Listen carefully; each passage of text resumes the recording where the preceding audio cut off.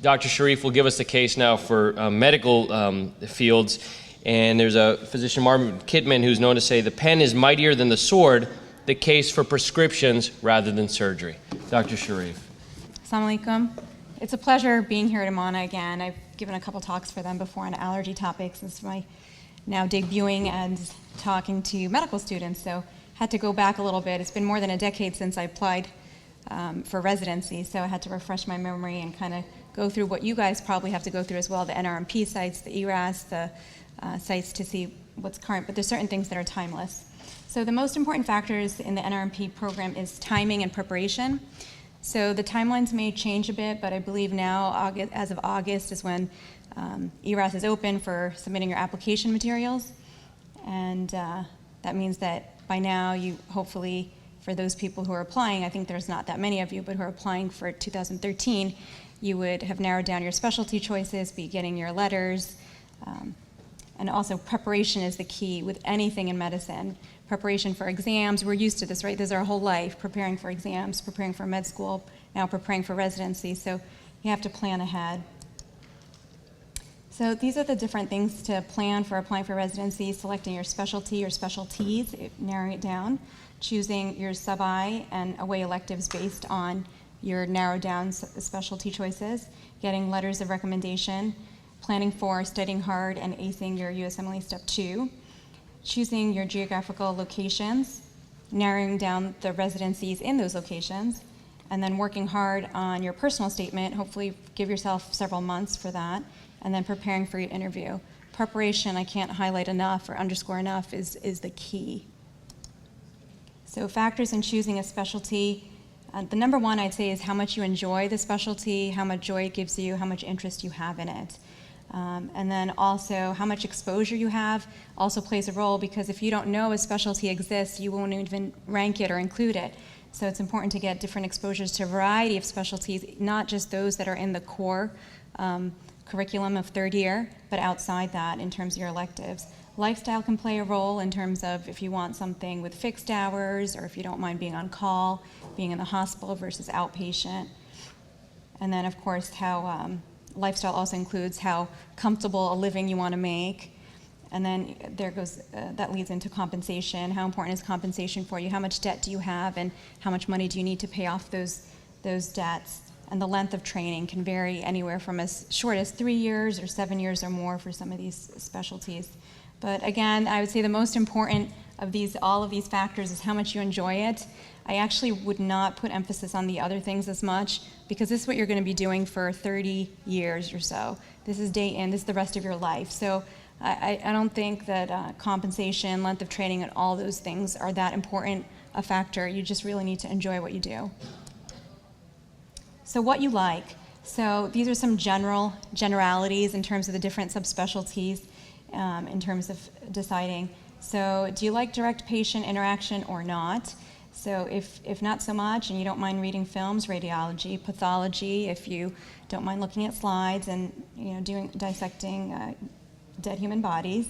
Hands-on for surgery, we talked about ER, a lot of procedures, intubations and lines, lumbar punctures, same with anesthesia, GI with the endoscopies, invasive cardiology for your catheterizations, radiology, and then to a lesser degree dermatology in terms of the biopsies that they do. Then do you prefer outpatient medicine or hospital-based? You have plenty of experience in hospital-based medicine when you're doing residency, because you're primarily in the hospital, so you know what that's like. But also you do get some time outpatient. You can choose that for your electives and to get a sense of what you prefer. Is continuity of care important? If so, primary care would be good. If you'd rather not, and you'd rather just kind of be done and not think about your patients when you're done, then maybe ER. Are you interested in mental illness? Psychiatry would be of interest then. Do you love kids? Then pediatrics. If you care about comprehensive care, the differential, being detective, analyzing data, then internal medicine would suit you. If you like multitasking and damage control, putting out fires, and emergency medicine would be good. If you care about women's issues, delivering babies, then OBGYN would be a specialty to consider. And it's kind of a humorous algorithm in terms of deciding what specialty you want to go into. So there's a lot like this, but some of them say, so if you have a long attention span, then psychiatry. you have a short one, then ER.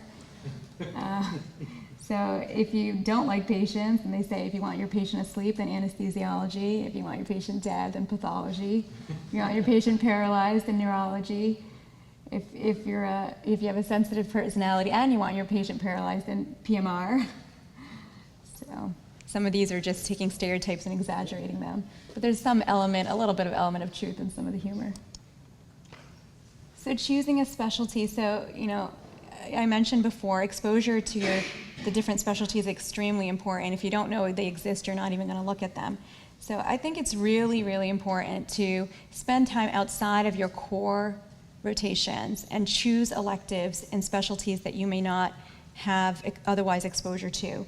So early on, just planning, like I mentioned, planning is really important. So if you go into this, your first couple years, you're doing your basic sciences, it's kind of dry, you're in the books. Some people drop out first couple years because they're so bored, they forget the reason why they're doing this. This would be a perfect time to get some clinical exposure, to go outside in the real world and spend some time with physicians. Reminds you of why you're doing this, the light at the end of the tunnel, and also at the same time, it gives you exposure to different fields that you might not get later on. So volunteer in different specialties, shadowing physicians in various fields, and have discussions with residents and attendants who are in those fields. Make a list of the specialties you're considering.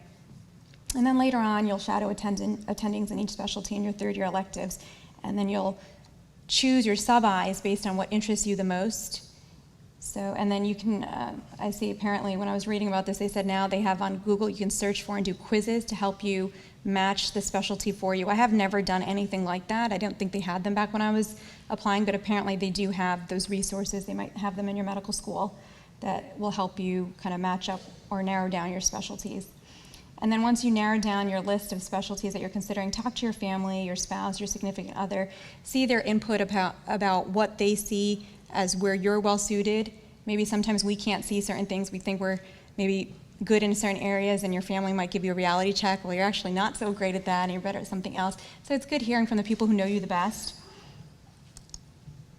And objectively, your objective knowledge about the specialties is important. So you can go through, there's plenty of data online. What's the time involved in the training? What are the compensations? How competitive are the specialties? And what do you need to do to get into those specialties? How well do you rank up in terms of your qualifications and what those specialties are requiring? These are the results that I just kind of tabulated from the 2012 NRMP match results last year. And so this is for US graduates, they have the percentages that are matched successfully going down the list in order. So people had the most success in matching for some of these specialties: family medicine, anesthesia, radiology, neurology, pathology, peds, psychiatry. And this is just going down the list, and it gets more competitive as you go lower, ENT.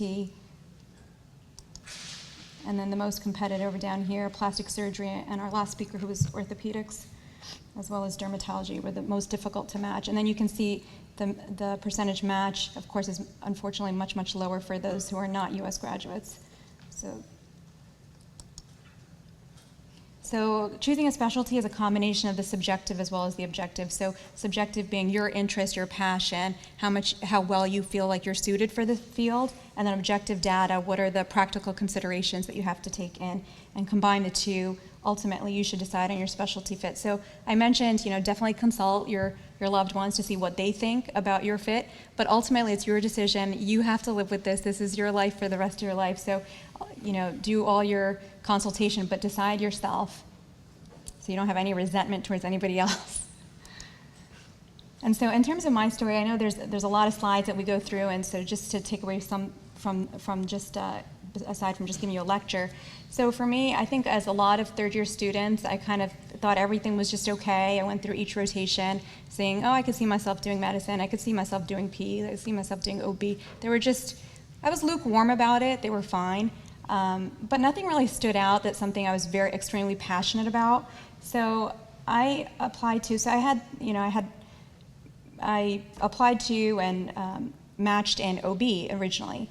And so when I did my OBGYN residency, I did a couple years of that, and I found that I didn't like the lifestyle. I found, a lot of the attendings were there while their families were on vacation somewhere, they were stuck here and saying, oh, my family's on vacation, and they're in the hospital working. They didn't get to have vacations with their family. So I didn't like that. And I couldn't see myself doing that for the rest of my life, especially certain things you take into consideration. Even as a female, I knew I was going to have a family eventually. I didn't want to do that. And I also didn't feel that I had a surgical personality. I think you have to be kind of competitive to get in, but also competitive personality, I felt, even as a surgeon, in terms of getting cases, in terms of getting time in the OR, and kind of didn't like that. I didn't feel like it fit with my personality. So, continuing on. So I decided I wanted to figure out what else I wanted to do. It wasn't going to be OB, and so I spent some time shadowing physicians. I said I'm going to shadow some physicians in other fields and find out what I like outside of what I've already been exposed to in third year. So the first person that I had chosen in the local community was an allergist, and I found that I loved that. I found that was the perfect fit for me. It was outpatient medicine, healthy population. I got to see kids and adults both. So it seemed like the perfect fit. And once I had decided that, I had to go through either internal medicine or pediatrics to get there. So I used internal medicine as my stepping stone, applied there, looked for programs where they had an allergy program. And then allergy is pretty competitive because, of course, it has a great lifestyle. So it's kind of, I felt like a hidden gem, but now people are knowing more about it, so it's even more competitive. But in order to do that, since I knew going into internal medicine that I wanted to do allergy, I started looking for research opportunities even before I started my residency. So day one of my first year, I was already started with research programs. In the first year internship, I was already presenting at conferences and lining up papers. I mean, that's what you had to do, and therefore I was able to be successful in getting the program that I wanted, whereas in very competitive fields such as this and other fields as well, there are a lot of people who apply year after year after year and don't get in. They're very persistent if they really like it, and they'll keep applying. But alhamdulillah, I didn't have to go through that, and I think it was because I had planned ahead in terms of knowing what I wanted and planning for it from day one of my residency.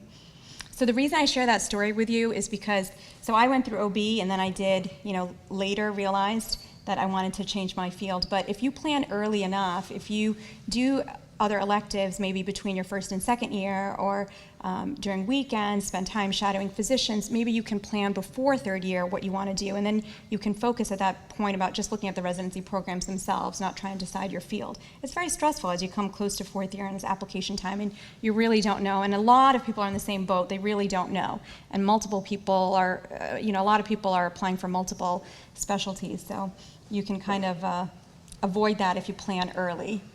But all is not lost. I don't want you to stress out if you haven't decided by the fourth year, because you can, go through fields and you can change. You can change your mind, and like I did, and find what you want and be happy ultimately. So choosing a specialty, confirm your interest by the outside electives, as I mentioned. It's good to have outside electives in areas that you're interested in. That way, in areas that you're interested in, programs that you're considering, because that way you can get an inside exposure to the residency for a whole month at a time, and you can try to impress the faculty there by being on the inside, get them to know you so you can maybe get an edge on the competitive specialties, get letters of recommendation perhaps from people in that field outside of your school. And moving on to letters of recommendation. So try to get a letter from somebody who knows you well rather than a big name. So you don't want somebody to just say that, yeah, this person rotated with me at the Mayo, or this person rotated with me at Hopkins. It doesn't matter the name of the program. It matters how well they know you and they can speak to your personality. This person's a good team player, this person took initiative, this person was very prepared on rounds, they always came early. Somebody who knows you and can speak to that. And you can help them by, giving them some, sharing your personal statement perhaps with them, letting them know more about you outside of what they've seen from rounding with you. Ask them, you may be under the impression that they know you really well and they like you, but ask them how comfortable they are writing you a strong letter of recommendation. So you can go ahead and ask them that. Say, do you think you'd be able to write me a strong? And they may not say no, but they might say, oh, I'm really busy, I don't know if I can, and that's your hint that, look for somebody else. So in terms of choosing a residency, location is very important, just as with real estate. So Certain things that, people want to take into consideration where they ultimately want to live. A lot of people want to choose their residency where they're going to live ultimately, because you can make your connections, you can network with people in the community to help you with a job later on. So do you like metropolitan areas? Do you like urban areas? Do you want to be in the suburbs? Do you prefer academics or private practice? You may want to consider, I know there's going to be somebody speaking later about this, but you may want to consider academics if you've been already academically inclined, you've already had an MD, PhD, or if you know later on that you want a competitive fellowship, then it helps to be in academics. If you're not sure, it still default could be academics, because it's easier to transition from academics to private practice than it is from going from private practice to academics later on if you decide that that's what you want to do. And then also in the area that you're looking for the cost of living, in terms of balancing that with what your earning is going to be and how comfortable you want to live in that area. Is that area suitable for you? Of course, you want to talk to your significant other and take into consideration your family preferences, if you have children, the schools, things like that. So aside from location, when you're choosing a residency, you want to find out about what is their board pass rate, what is the success of matching residents to their preferred fellowships, what's the climate like there. You can find out from the residents, is it congenial and friendly, are people supportive with each other, and the faculty and the residents have a good relationship, or is it more competitive, cutthroat? So that's important to find out and not have any surprises when you're there, because it is going to be at least 3 years, if not more. And then find out what is the relationship between the attendings and residents. Is it an intimidating relationship, or is it more friendly, supportive relationship? And then of course, practical consideration, what are your hours going to be? What are the rotations? How many electives do you have? What's the schedule like? And then the prestige of the residency, especially if you're going to be going for a competitive fellowship. How much time do they allow for you to go away to conferences? Do they allow you to go away for conferences? And do you have to wait for your third year to go away to conferences? If you're applying for something competitive, you need to be going from your first year. Personal statement. So as I mentioned, personal statement can take a long time, because you've been doing your basic sciences, you've been very left brain, very scientific, and now you're supposed to be right brain and be creative to come up with a personal statement. So you want to give yourself a few months, I would say start before July, give yourself a couple months. Maybe look back at your application for medical school to give you some ideas. Look at your opening paragraph and last paragraph of your medical school applications to kind of remind yourself of why you went into medicine.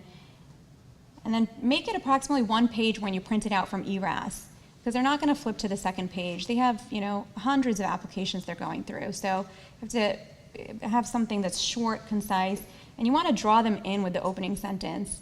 Because they're looking at so many of these, you have to distinguish yours from others. So try to make it interesting, grab people in. And then talk about what makes you unique. Everybody has something that makes them different. You don't want to say that, the same thing that everybody else says. Well, I like people, or, of course, we're not going to write that. But so yeah, do you have any unique stories? Did you go away on an elective internationally? Did you have a unique story with your family member or loved one that had a certain illness that shaped you? Did you have a very interesting patient that kind of helped you decide, something unique about yourself that's going to make you stand out, and something they can't get from the hard data that they're looking at with the applications? This is one of the only 2 things that's very personal. The letter of recommendation, your personal statement, is what gives you personality to a reader.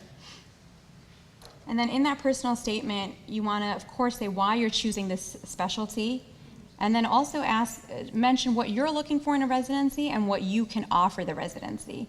How are you going to benefit the program? Why should they want you? And what are your ultimate goals, so they have a sense of whether it's a good match? And so this is you making a personal case for yourself. Send it to review by several faculty. You yourself are going to proofread it several times. And I would say try, sometimes you look at this so much and you're editing and all the lines get blurred and you can't see straight anymore. So you give yourself a week break, then go back to it with a fresh look and look at it again. And you might say, oh gosh, this is so dry, or this is just, you might not realize it if you're looking at it day in and day out. So, take a break, look at it fresh, and have other people who you trust, your mentors, your program director, even family, look at it. Maybe even somebody not even in the medical field, because you're just seeing how things flow, how interesting is it. So the interview is key. because, once you do all the other stuff, that's just getting you the step in the door, but this is now you're at the door, and this is the make it or break it. So this is really important.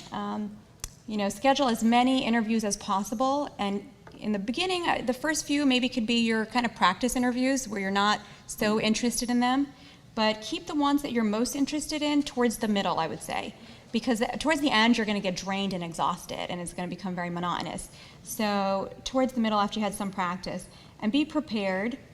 So research the program, just like with everything else that I've been mentioning, planning. So research the program so that you can customize your questions to the program. You don't want to ask very generic questions that anybody could ask without knowing the program. They'll know that. They'll know what somebody who's done their legwork and who's been, doing their research, they can tell the difference. So make a list of specific, not generic questions. And you can take that list with you, carry it with your purse or in your pocket, and then refresh your memory before you walk in so you remember and stay on target. And list your main points that you want to mention about yourself. So, regardless of what they ask you, there's sometimes certain things that you want to get through, and you don't have to wait for them to ask you that exact question. You have an agenda. You want to get in. So you can have certain points that you want to say no matter what they ask you and find a way to fit it in. So, it's helpful when they say, tell me about yourself, because that's a very open-ended question. You can answer however you want. But sometimes they're very specific questions, and you have to fit in what you want to say anywhere in there. You can segue, go off on a tangent, and bring in those points that you want to say somehow. Research the interviewers and their research. I found that very helpful for myself. I had, they give you a list of who you're going to be meeting with. You can look them up online, look up their papers, maybe read their papers, know their material, and then you really impress them in the interview when you say, oh yeah, I read about this article where you wrote about XYZ, and they're really impressed by that. And I did that definitely, and you can just tell that they get impressed by that. Especially if you're applying for something competitive, you have to do that. It really helps. Be prompt, of course, that way it takes the stress off of you too, because you're comfortable, you're in time, you're not frazzled and rushing or hyperventilating. And show enthusiasm and interest in each program. So you always want to make them feel like you are specifically interested in their program. Even if it's not your number one, make them feel like they're your number one. You don't want to be leaning back, you want to be sitting upright, you want to lean forward, you want to show interest, make eye contact, show the enthusiasm in your eyes, be alert. Express why you think you're uniquely suited for their program. And show confidence. Confidence is important. I felt like that was really key. Now they have all these books and these theories about the secret, about how you envision what you want and you kind of dream about it and envision it. Well, that actually can play a role in interviewing. So you think ahead, and these are some skills to also take away the nervousness, because it can be a nerve-wracking experience. So some of that is true. You can kind of envision before you go in how you want the interview to go and how you see yourself being, and kind of go through the steps of what I want to say, how I'm going to behave. You're confident, you've done everything, you've done your research, you've done good on, your exams, you've got your good letters, you've done everything you can do. Now you should be confident if you're there. You feel like you've earned it already. So show that confidence there and let them feel like you feel you belong there. There is nobody they should rather want than you. You are the perfect candidate for that position.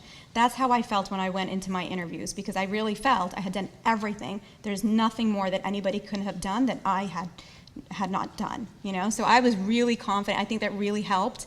It's like there's nobody else they could want. There's no better applicant than me. I really felt that. And that's how you should feel. The interview, use their name, say Dr. So-and-so. And the favorite phrase to anybody is hearing their own name. Everybody likes hearing their own name. You mention their names and you endear somebody to you. And smile, because people like somebody who's friendly and personable. They can see themselves working with them. They know that they're going to be good with the patients and with them. So be prepared. A lot of times we prepare for very specific questions, like what's an interesting patient or things like that, and we forget about the very generic, tell me about yourself, and then they ask you that and you're like, oh.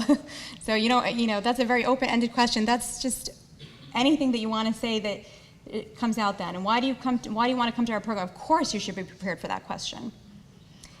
Try to spend extra time in the program, so not just during the interview day where it's one after the other, meeting different people, but try to see what the academics are like, grand rounds, journal clubs, spend time with the residents either before or after. Really get a sense of the program, what it's like to be there.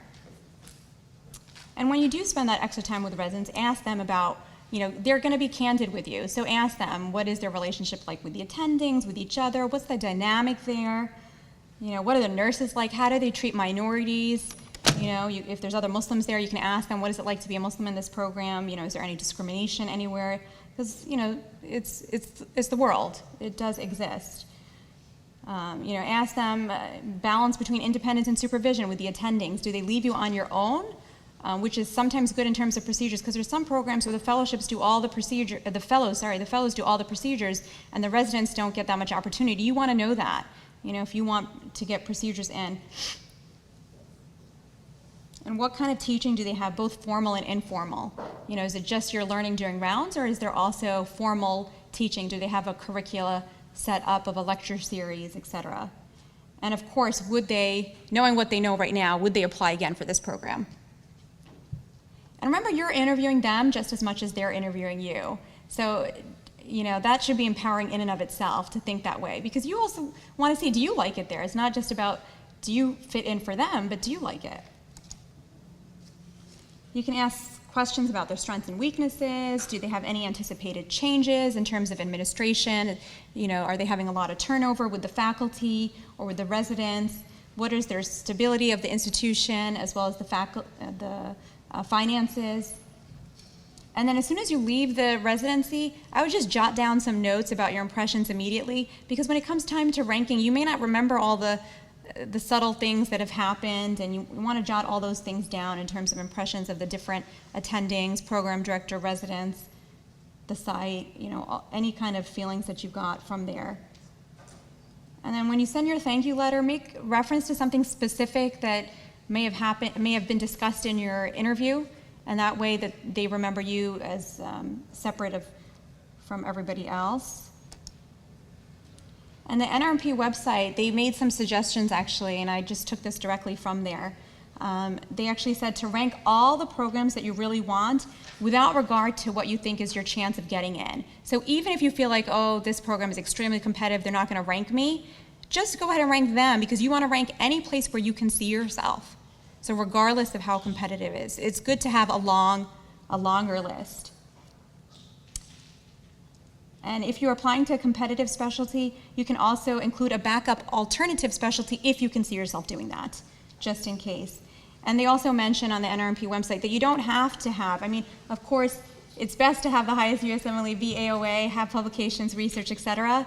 But don't consider yourself doomed if you don't have that, because there are people on, there's a bell curve, of course, but there are people on both extremes as well who may not have all of these things but still get accepted. And there are other people, of course, who do have all of those things, but for some other reason, perhaps the subjective component of it did not match. So there are people on both extremes. So don't, lose hope if you're not at the top, and don't be too confident if you are at the top. And so, even though that I'm saying all this, I'm talking about planning, etc. If you're, it's not the end of your life if you don't get matched to where you want to go. You can change programs. You can change specialties. I'm a testament to that. You want to end up doing something that you'll really enjoy doing for the rest of your life. And keep that in mind, because sometimes when you're with your colleagues, everybody's trying to get into the most prestigious place or prestigious specialty. But it's really, at the end of the day, it's not about what anybody else is doing. It's about what you see yourself doing. So you have to kind of try to isolate yourself and really reflect as to what you really like. It might not be the most prestigious thing that you really like doing. You might just love being with kids and do pediatrics or something else. You really have to look at what you want to do. And then, of course, dua. So, I love the istikhara dua. So once you've done everything else that you can do, then you submit to the will of Allah. You've done everything. So the istikhara dua is a beautiful dua. You can Google it online. But basically it says, oh Allah, if in your knowledge this action, whatever XYZ program, is good for me and my religion, my livelihood, and my affairs in this world and in the hereafter, then ordain it for me and make it easy for me and bless it for me. Oh Allah, if in your knowledge this particular program is bad for me, my religion, my livelihood, in this world and the hereafter, then turn it away from me and turn me away from it, and provide for me the good wherever it may be, and make me be pleased with it. And you can do this dua, you do the 2 rakat nafil, and you can do this several days in a row before the match is submitted, and then you just feel, then it's like in the hands of Allah. If you don't match, then that was the best for you. If you didn't match to the specialty, that was the best for you. You have to trust that Allah knows what's good for you. And that's all.